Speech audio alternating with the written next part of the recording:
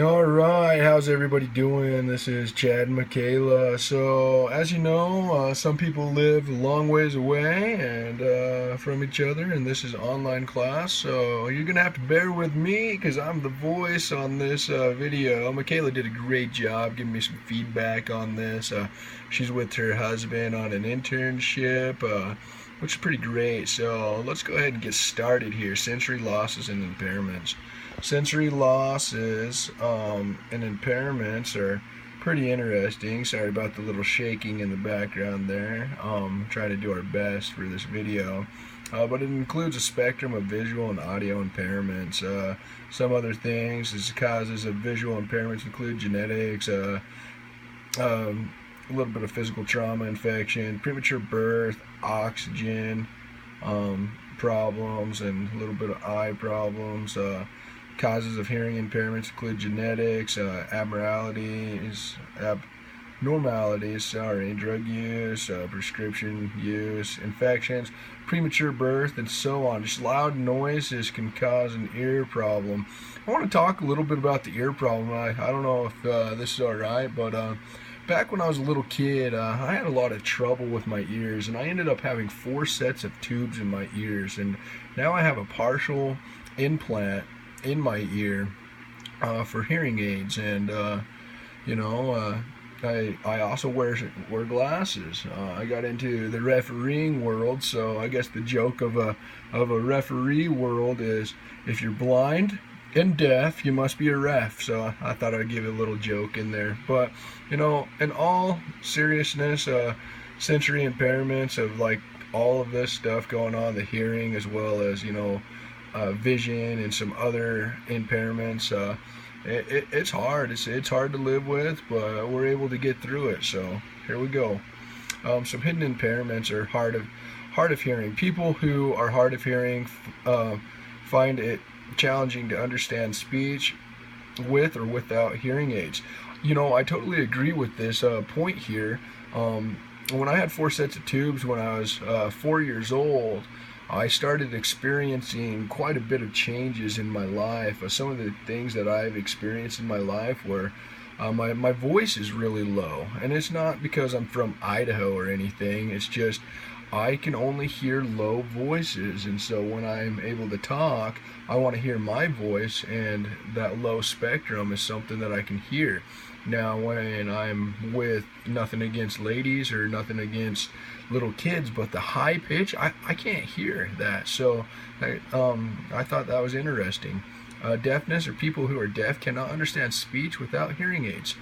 Some visual impairments are low vision, enough vision to gain information through reading or with aids.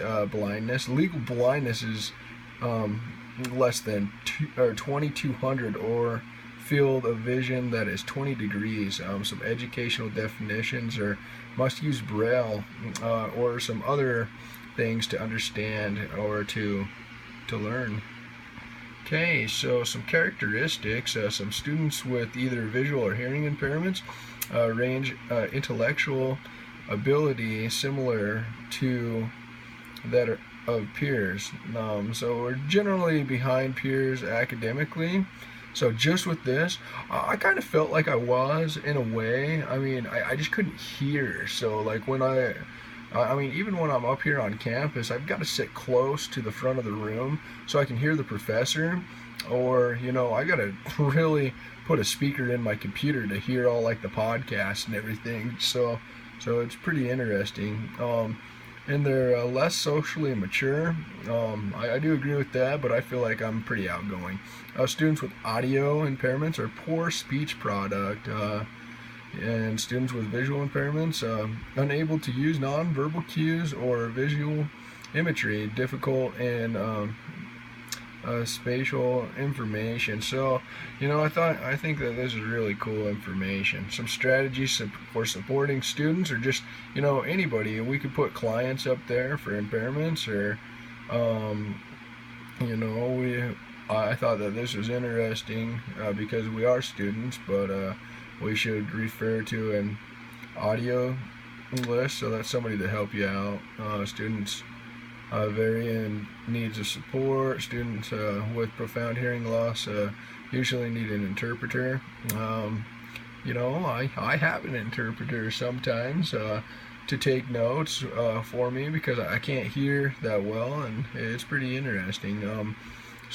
They seat students where they can best be heard and they're easily interpreted. So, when we wrote this up, I did put students just because it gives an aspect of what we're going through, and information should be present visual as much as possible. So,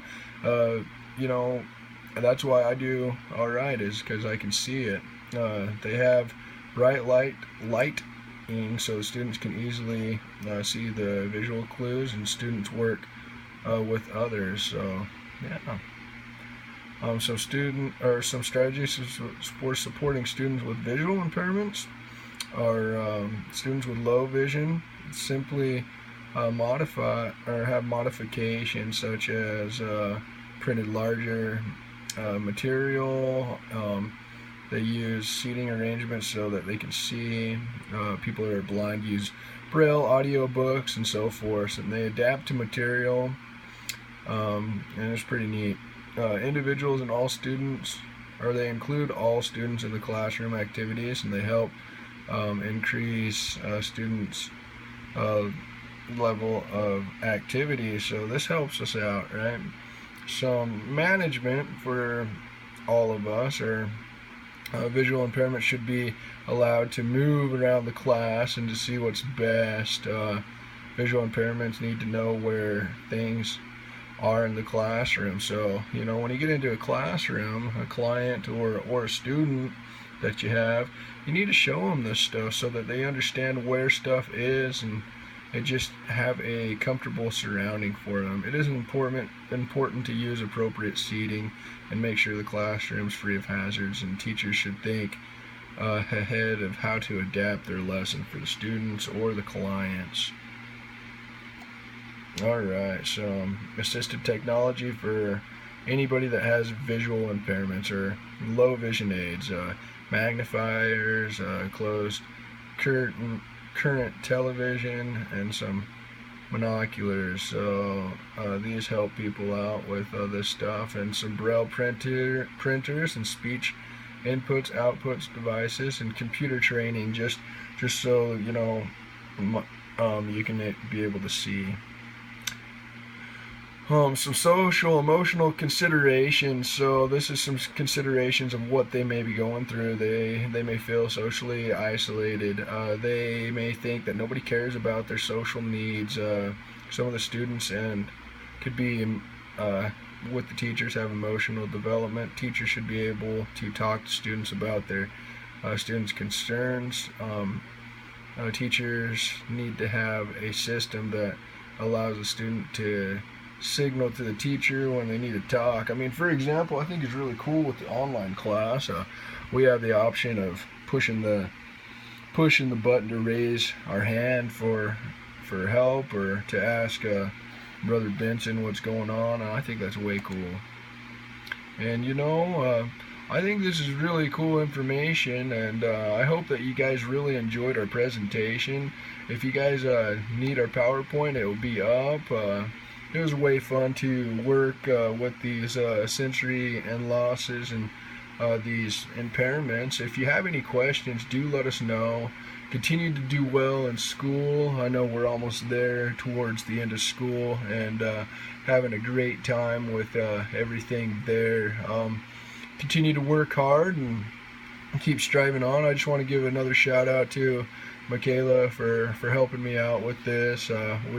We do have a reference page towards the end here, so if you have any questions, just look at our reference page. And you guys have a great and fabulous time, and work hard, and you will do well. And thanks for being in this class, and thank you for the opportunity to do this lesson. And feel free to comment for a good grade in this class, and have a great time. Thanks for everything. We'll talk with you later. Okay, bye.